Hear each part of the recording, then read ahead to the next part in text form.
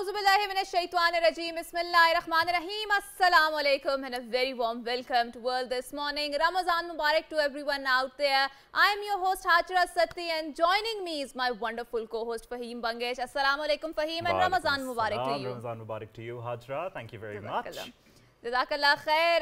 So Fahim, it's 27th of Ramazan. Alhamdulillah, Ramazan is coming to its end, but we still want that spirituality to remain, to transcend this holy month of Ramazan. And a lot of people who know Fahim, they know that he has a wonderful vocals. So we would like to request Fahim to recite some, the spiritual verses for us so that we can engross ourselves more into the spirituality of this month. So Fahim, please. Sure, Jazakallah.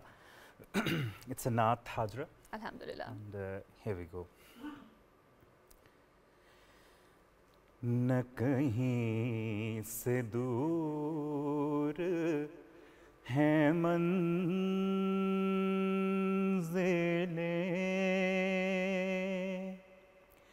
ना कोई करीब की बात है,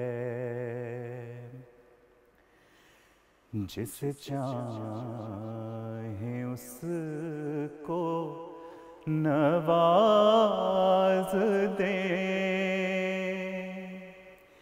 ये दरे हबीब की बात है,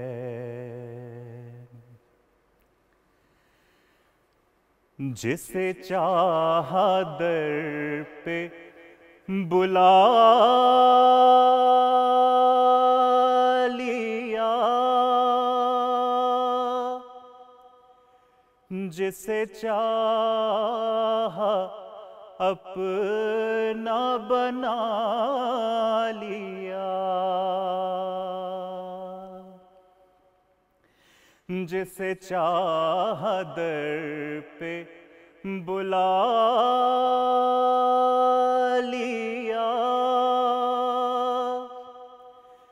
जिसे चाहा अपना बना लिया,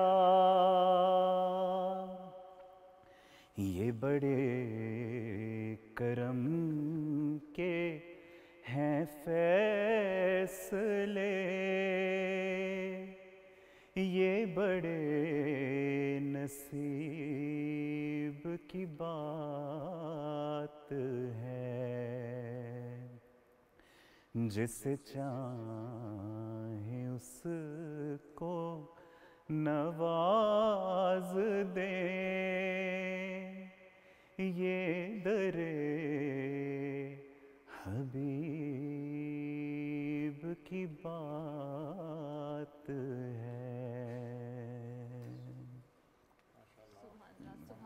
Jazakallah. It was wonderful. Thank you so much. And I'm really wondering that why I haven't requested Fahim earlier on to recite this Naat for us, because Fahim, it was wonderful and it gave me goosebumps. And I think in the coming days we would also like to request you to recite this Naat for us. I'd love to. I'd love to. Yeah. So Fahim, why don't we kickstart our segment and introduce you the guest and the topic? So why don't you take the lead? Yeah, well, the first guest that we have in the program is Professor Abdul Basit Mujahid. He's a religious scholar. Basit Saab, Professor Saab, Assalamu alaikum. Assalamu alaikum and welcome to World This Morning. Thank you very much. And Ramazan Mubarak. Ramadan Mubarak to you and to all audiences. Jazakallah. And joining him, we have Sayyid Muhammad Ali Shah. He's a Naat Khan. Muhammad Ali Shah Saab, Assalamu alaikum. Wa alaikum assalam. Thank you for coming, Ji. Wonderful, Ji. So, kickstarting our segment and we have introduced our guest. So, Professor Saab, since it's Ramazan and Ramazan is going to an end, we're really sad about it because we always love the vibe of Ramazan. So, since we're talking about the spirituality and Islam, and I always ask this question to a lot of people out there, and I would also like to pose it to you. So, in Islam, you will find that the martaba or the gauge to, to superiority, judge the superiority is taqwa, right? And it was very clearly mentioned by Holy Prophet Hazrat Muhammad sallallahu alaihi wasallam that there is no superiority of Arab over a non-Arab or vice versa, or a black over a non-black or vice versa, right, except for the piety or the taqwa. But in the recent times, we see that there is a lot of racism, right, especially in the Western world. Obviously, there is this convergence where people are, devising methods to stop or control or tackle the issue of racism. But in Islam, in our prophetic traditions, we already have the solution to it. So what do you have to say? I mean, obviously, in this modern diction, in this modern era, can we revert back to our, prophetic traditions of Holy Prophet Hazrat Muhammad sallallahu alaihi wasallam? In fact, as we are going through this blissful month of Ramadan, and one of the objective of this fasting is also to create taqwa or piety in our own selves. And as you know that Prophet, peace be upon him, explained it that there is no superiority except this piety. So I would like to explain a little bit what is my understanding of piety or taqwa. In fact, we all explain this in a way that simply that fear to Allah subhanahu wa ta'ala. But I, as a student of Quranic sciences, get to know this thing that in fact this is fear of love of Allah subhanahu wa ta'ala, the affection of Allah subhanahu wa ta'ala. As you know that in our worldly relations, if we have affection with anyone like our parents, so we are not just having fear of them, we have in fact fear of this thing that they might feel something if we are not fulfilling their expectations. So that feeling is in fact taqwa. And as you know that Prophet, peace be upon him, once explained that Allah subhanahu wa ta'ala loves you more than 70 mothers. Yes. So that must be in our mind. And Prophet, peace be upon him, also explained through his own life that there is no superiority among the mankind. And in this way, as you were mentioning, Hajra, that now modern world is facing this issue, but Islam is not only for the past, it is for the future as well. That's true. Up till the day of judgment, it has solutions. First of all, we have to implement Islam on our own self. Then we would be able to explain to the world that this is the solution, and we are already having solutions. This is what Ramadan is also demanding from us. And as you were saying that almost it is up to ending, so we have to see our own accountability as well, that what we have gained from this fasting and this blissful environment at large. Also, sir, there is a term that we speak about, that is anfaq fi sabilillah. And I was talking to somebody, and according to them, anfaq is, if you look at the literal meaning, it's a tube which is open at both the ends. So they said Allah has given you one hand to earn and one hand to return, basically. Yes. So, and there are many Allah subhanahu wa ta'ala has mentioned in the Holy Quran, yunfiqoon, mimma razaqnahum yunfiqoon, yanfaq, anfaq, and many relevant words. Obviously, you're a student of Quranic sciences, you know better. So we'd like you to rather shed some light on this particular term, anfaq fi sabilillah, because many a times and many places in Quran it has been mentioned. So could you give us the understanding of that? What I have understood about this terminology and the concept behind is that in Surah At-Tawbah, Allah subhanahu wa ta'ala is saying, and this is ayat number 111, and in that Allah subhanahu wa ta'ala is saying, Inna Allah ashtara min al-mu'minina anfusahum wa amwalahum bi anna lahumul jannah. Allah subhanahu wa ta'ala is saying that Allah has purchased not only yourself but your wealth. Inna Allah ashtara min al-mu'minina anfusahum wa amwalahum bi anna lahumul jannah, from the believers. And what is the reward? Reward is Jannah. So in that verse, I easily understand that this is what the meaning of kalima is. Now, if we are believers and we are claiming this thing that we are believers, so in that way, we haven't now this self is our own and nor our wealth. So this is clear from this verse. So we have sold this to Allah subhanahu wa ta'ala. So now what Allah subhanahu wa ta'ala is saying, we have to use ourselves as well as our wealth in that way. So here is that in second surah of Quran, which is Surah Al-Baqarah, and in the very beginning Allah subhanahu wa ta'ala is telling us that this Quran is given to you, there is no doubts in it, and this is perfect book. And then Allah subhanahu wa ta'ala is saying that what is the quality and what are the qualities to grasp from Quran. In that Allah subhanahu wa ta'ala is saying, as you were Fahim mentioning, that those who are spending in the way of Allah.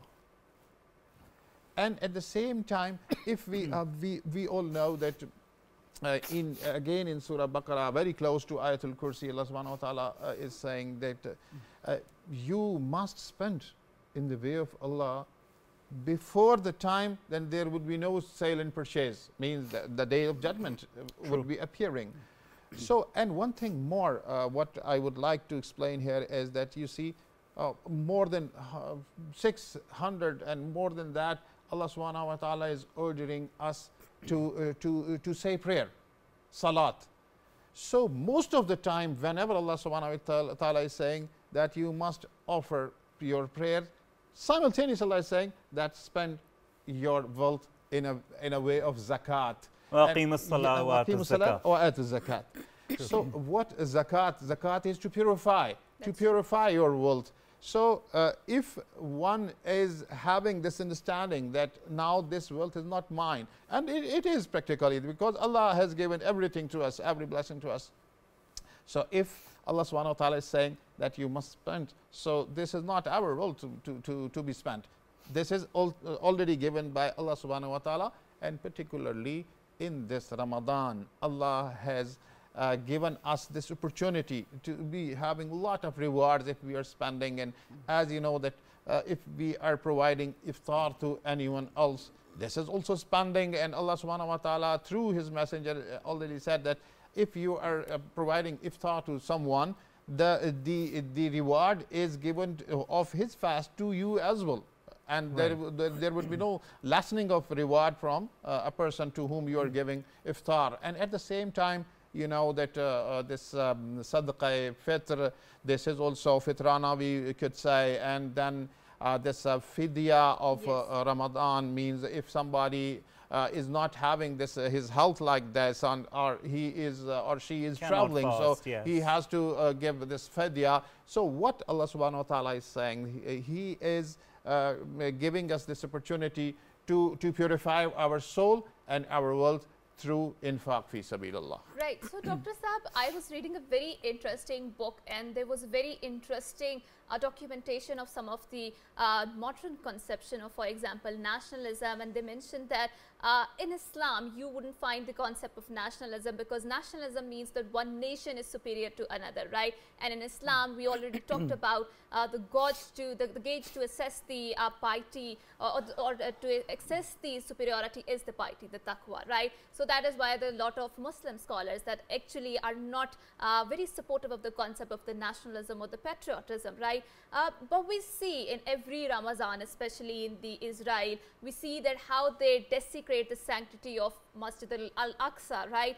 So do you believe that we Muslims, especially in the modern 21st century or the 20th century, we have engulfed ourselves so much in the Western-led modernity, in the nationalism, that we, don't care about the suffering of the Palestinians?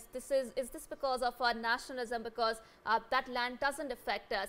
Spiritually it does, but territorially we are not that near to that territory. So how do we reconcile the urge to help out that distressed brethren in the Palestine with that of infaq fi sabilillah, and which is also flowing at the same time with the nationalism and all of this concept of the modernity? You see, the nation state concept appealed 2 centuries ago, and we are going through that, and this nation state is now a reality. We cannot deny that. But having said this, Allah subhanahu wa ta'ala has said in Quran, innamal mu'minuna ikhwa. The believers are no doubt, they are brethren, they are brothers to each other. And Prophet, peace be upon him, himself said that al-Muslimu akhul Muslim, the same in a different connotation, Prophet, peace be upon him, said. And one thing is that there is a concept of ummah. So we must be aware of that, having our territorial identities simultaneously, but the bigger identity is a part of ummah. And as you were talking about Aqsa and Baitul Maqdas, so we all know that we have a double association with that. One is that this is Qibla Awwal, and second is that Prophet, peace be upon him, when he was going to Miraj Sharif, that was the point from where Allah subhanahu wa ta'ala made him to travel to the skies. So we have double association with that. And one thing more, Pakistan as a state, even before Pakistan was created, the father of nation Quaid-e-Azam Muhammad Ali Jinnah was of the view that we must support the just cause of Palestinians. That's true. So this is in our, what we could say, inbuilt a passion that we have to support Palestinians. Yes. And one thing more, we have one thing is very clear, that this now world is having revolving around the economics. So if we want to fulfill our religious responsibilities, for that we have to strengthen our own selves economically. Then we would be able to stop this tyranny, whether this is in Palestine or whether it is in Kashmir or anywhere else. So the thing is that yes, this is our passion, but practically what is our situation if we talk about our own country? So what is our economic position is at this point of time? So we have to strengthen our own self. Allah subhanahu wa ta'ala is saying, "Laysa lil insani illa ma sa'a." The person, those who wanted to do anything, they have to struggle hard for that. So we have to analyze ourselves, because Ramadan is also self-accountability. So we have to see that why this is happening in this holy month of Ramadan in Masjid Aqsa. And we are here. And another hadith mubarakah is that Muslim ummah is just like a body. If you are having any disturbance in any part of body, the whole body is disturbed. Right. So if we are feeling the same, then we must be satisfied that Allah subhanahu wa ta'ala has given us iman. And if we are normally doing everything, and we have just not bothered that what is happening with Palestinian or Kashmiris or anywhere Muslims. So we have to see this big interrogative mark on our own iman and its strength. Absolutely. Right. And before we take this discussion forward, sir, I would request Sayyid Muhammad Ali Shah Sahab to please recite a naat for us. Bismillah. First of all, so nice of you for inviting me here. Sir. Bismillah ar-Rahman ar-Rahim.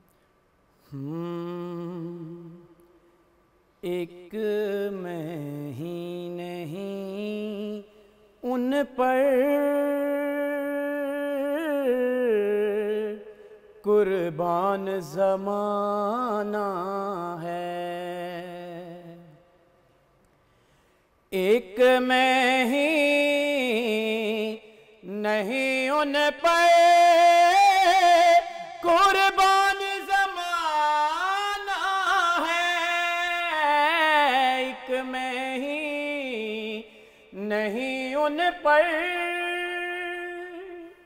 कुर्बान ज़माना है,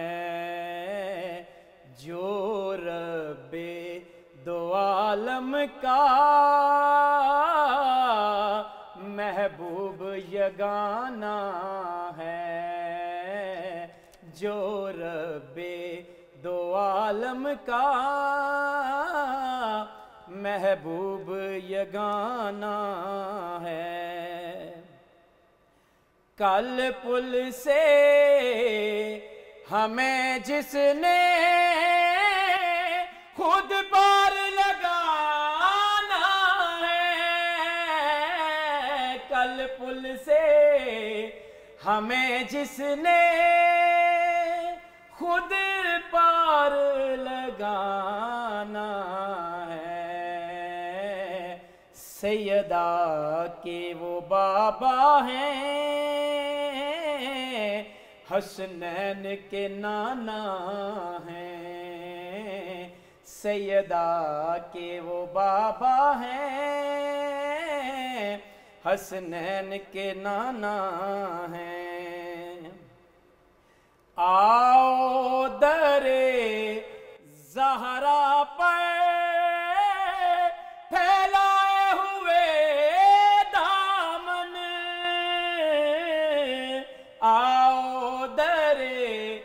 सैयदा पर फैलाए हुए दामन है नस्ल करीमों की लजपाल घराना है नस्ल करीमों की लजपाल घराना है। महरूम करम इसको रखिए ना सरे महशर, महरूम करम इसको रखिए ना सरे महशर, जैसा है नसीर आखिर साइल तो पुराना है, जैसा है नसीर आखिर साइल तो पुराना है। Jazakallah, Muhammad Ali Shah Sahab. Thank you very much for reciting that beautiful naat for us. And we will take the discussion forward, but right now we have to take a short break. Don't go anywhere. Stay tuned to BTV World.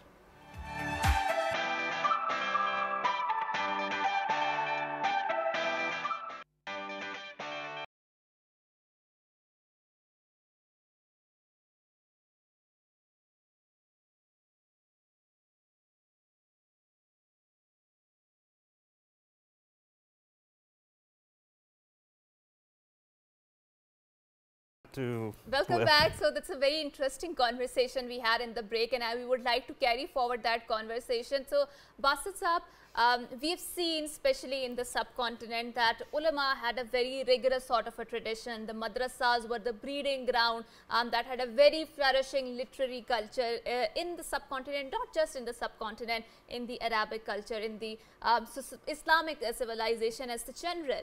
But now we see that, I mean, yes, Pakistan was made that the Islam is the raison d'etat for our existence, but we don't give the same status to the ulama. In fact, why do you think this is the what are the causes of that, and how can we remedy the fallacy that was made, that too especially in the colonial era? In fact, you see that imperialism has its own dynamics. So when imperialism and British imperialism appeared in this part of the world, so they brought their culture, their language, and at the same time they knew this thing that Muslims, and in this part of the world as well, they are very rich in their knowledge and their traditions. So the first attack was on their medium of instruction. So they just changed. The Persian was the court language in India for almost 1,000 years. They suddenly, when they captured this what we could say part of world, so they suddenly changed this thing and they switched to English. And for that matter, the whole what we could say intelligentsia, they were having their roots in Arabic and Persian. So gradually what happened, you see, Hajra, you were saying that the institutions, the universities which were called Jamia at that time, so they were having a lot of their own resources. The Islamic system of education is self-sufficient. Whenever there was a masjid or khanaqah or any institution, there was a lot of property attached to that. That was waqf, and that waqf was having all what we could say, as before this break we were talking about that finances are a main issue. So they were self-sufficient. The British, when they came here, what they have done with us, one thing, medium instruction changed, and the whole property attached with institutions, they snatched. That's true. So one thing was that there is no what we could say applicability in the society of those traditional languages and the knowledge. And second, there was no what we sources for survival. And but one thing is that we when we got this Pakistan, before that there was 2 or rather 3 streaks of knowledge.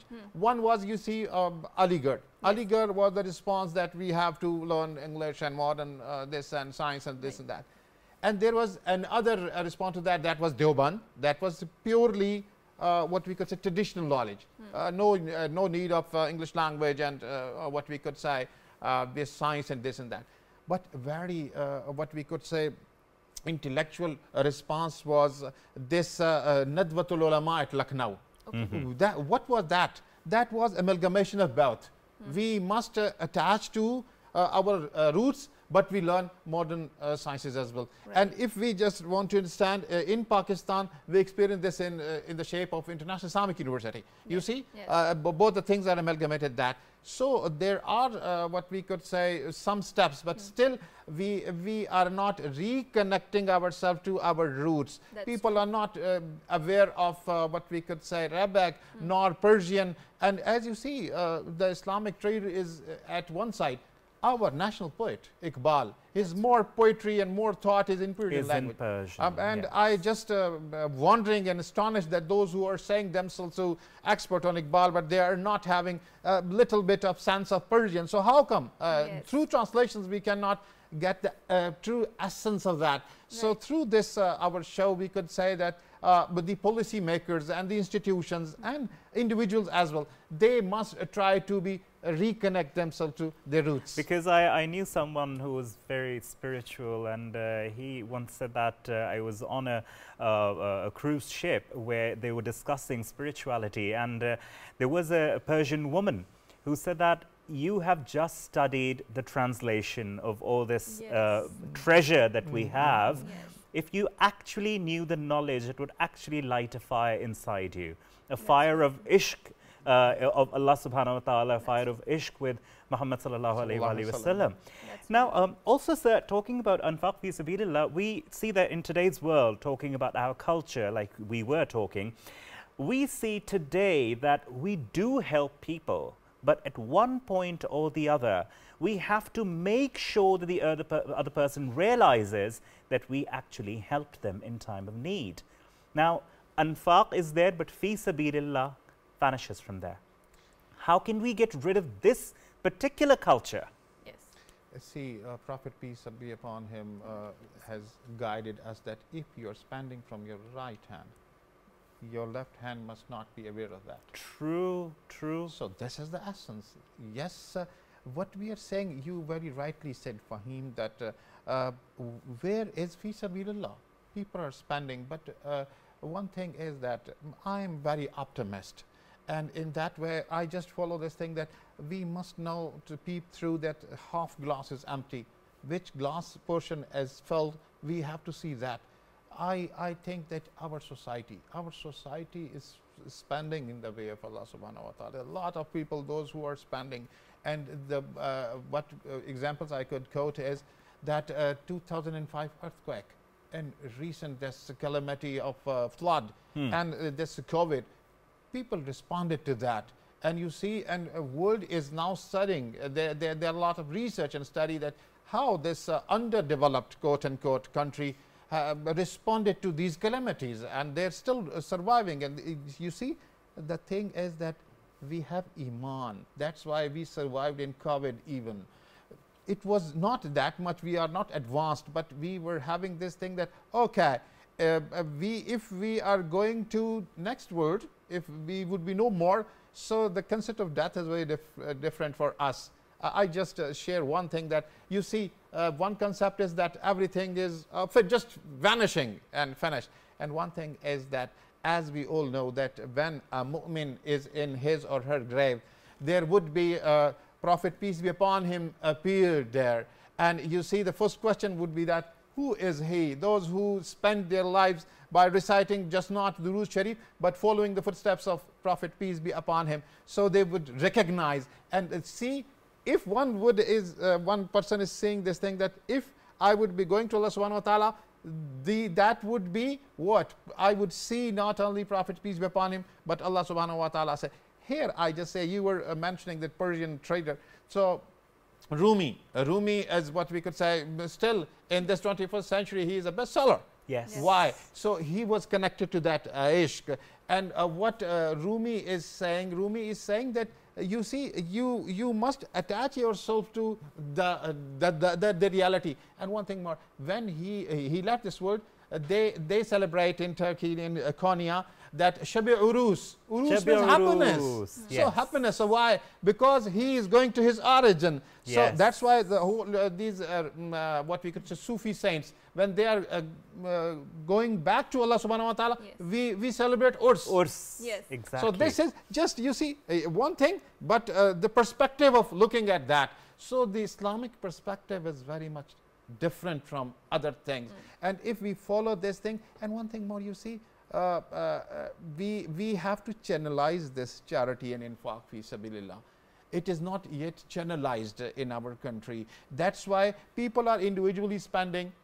And one thing more I just wanted to add is that instead of if somebody has hypothetically he has 1 lakh rupees, so instead of giving thousand rupees to a lot of people, we must give someone some sort of amount that he could be on start some entrepreneurship, some sort of some solid business. amount. Yes, You're solid right. amount. You're right. This is not just what we could say khairat, but this is to having their self-esteem reorganized and revived. Right. So, Basit Saab, there was very interesting fact that came into my mind, and I was looking at that. So, David Hume, a very famous, I think Irish, what do you call, Enlightenment philosopher. So, he was influenced by one of the German philosopher in, I think, articulating one of his philosophy called utilitarianism. I'm not sure about it. And that German philosopher was in fact influenced by Imam Ghazali's writing. This was the influence that Imam Ghazali exercised after his death, because he was, I think, present in the 12th century. But you see his influence being extended on the Enlightenment thinkers, but they never acknowledged that in the first place. And that is why it is very much important to harken back our prophetic roots and to reclaim back our lost glory. And we talked about how we had a very literary tradition. So, Basit Saab, now coming back to the concept of the circulation of wealth. And we celebrate Eid al-Fitr, and Eid al-Fitr has this particular component called fitrana. And in general in Islam, you will find that Allah subhanahu wa ta'ala focuses a lot, especially in the Quran, on the distribution of wealth or the circulation of the money in the society. But in the modern times, you see that we do not see a very practical manifestation of that, right? Especially that modernity has created their own conception, maybe in the form of the capitalism, or the reaction to that was socialism or communitarianism or whatever. So how can we harken back to prophetic tradition of a more just distribution of the wealth in the first place? In fact, see, this Western way of life has a lot of impacts on our own lives as well.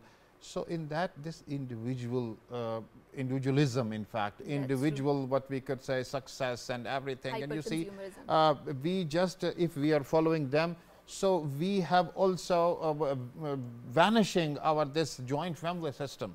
So you see, if we are talking about this economic system of Islam, and this, you see, even our in traditional societies, our rural areas, is still they are intact with this joint family system. So you see, if one brother is not having more earnings, and another brother is what we could say having well off, so they pull up the things. And you see, nobody is feeling. If one person is having a good what we could say resources, and his nephews and niece, they are not feeling this thing that they are having something in ihsan or something like that. They enjoy this thing. So this is a basic concept, that whatever is one person is having, he must distribute whatever. Allah subhanahu wa ta'ala is saying that people are asking what to spend. Kulil af. What is the meaning of kulil af? Means that whatever is access to your need, you must throw it off to others. And one thing more, Allah subhanahu wa ta'ala has guided us that if you are spending in the way of Allah, so Allah is for sure increasing that. And there are a lot of spiritual personalities, even in present day, they are saying that you just spend in the way of Allah, and if you are having lost, come to me, I will give you, because they are so sure. And one thing more, here nowadays, what is the situation?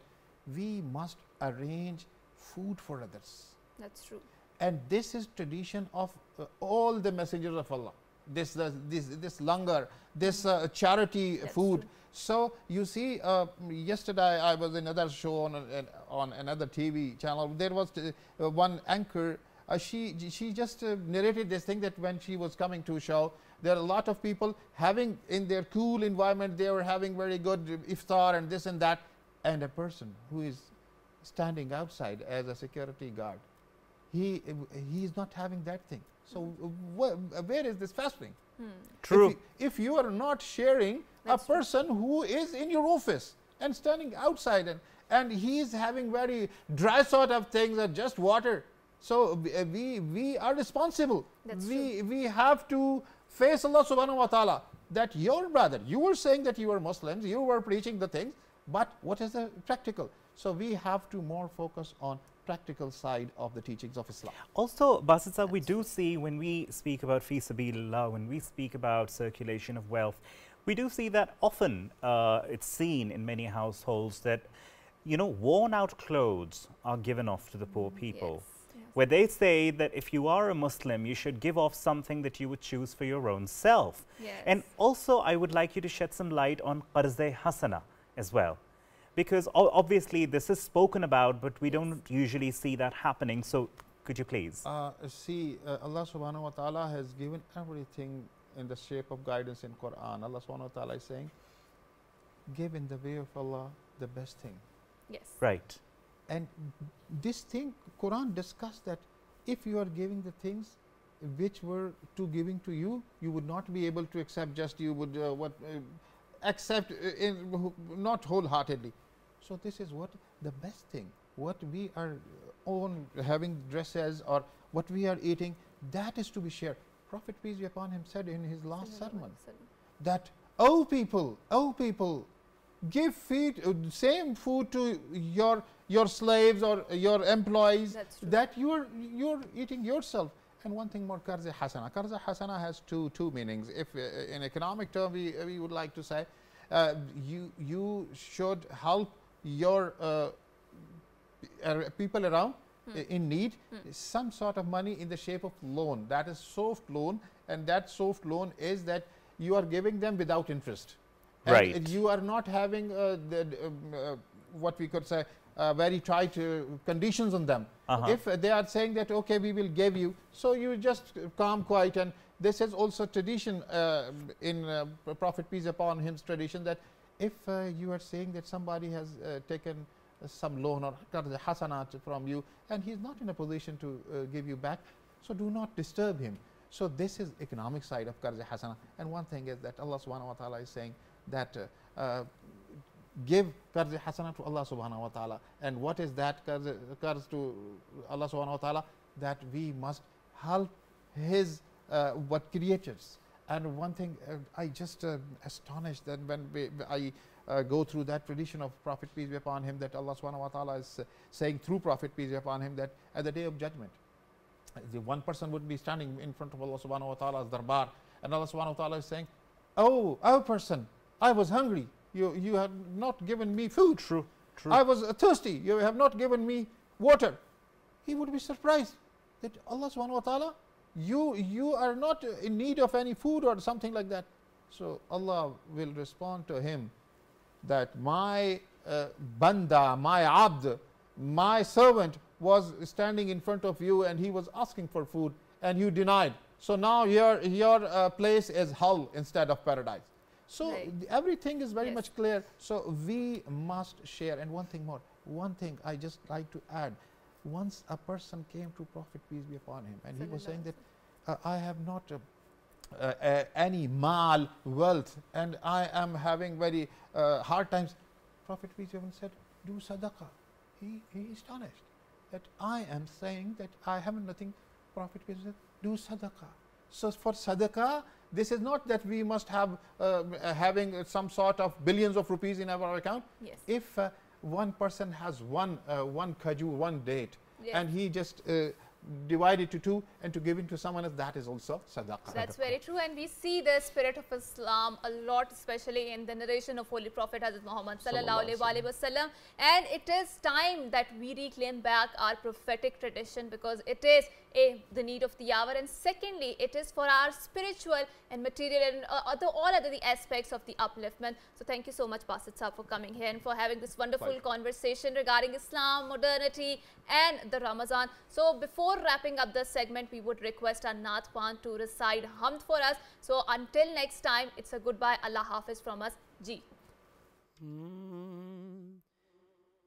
جو محمد کے گھرانے کا حیا کرتا ہے، جو محمد کے گھرانے کا حیا کرتا ہے، سچ تو یہ ہے کہ وہ اپنا ہی بھلا کرتا ہے، سچ تو یہ ہے کہ وہ اپنا ہی بھلا کرتا ہے، جو محمد کے گھرانے کا حیا کرتا ہے، جو بھی زہرا کے وسیلے سے دعا کرتا ہے، جو بھی زہرا کے وسیلے سے دعا کرتا ہے، جو بھی زہرا کے وسیلے سے دعا کرتا ہے، میرا مالک اسے ہر چیز عطا کرتا ہے، جو محمد کے گھرانے کا حیا کرتا ہے، جب بھی حسنین کہ نانا پہ میں پڑھتا ہوں درود، جب بھی حسنین کہ نانا پہ میں پڑھتا ہوں درود، مشکلیں دور میری میرا خدا کرتا ہے، جو محمد کے گھرانے کا حیا کرتا ہے، نام لیوا ہے جو فاروقی نبی کے گھر کا، نام لیوا ہے جو فاروقی نبی کے گھر کا، نام اس کا ہی زمانے میں چلا کرتا ہے، نام اس کا ہی زمانے میں چلا کرتا ہے، جو محمد کے گھرانے کا حیا کرتا ہے۔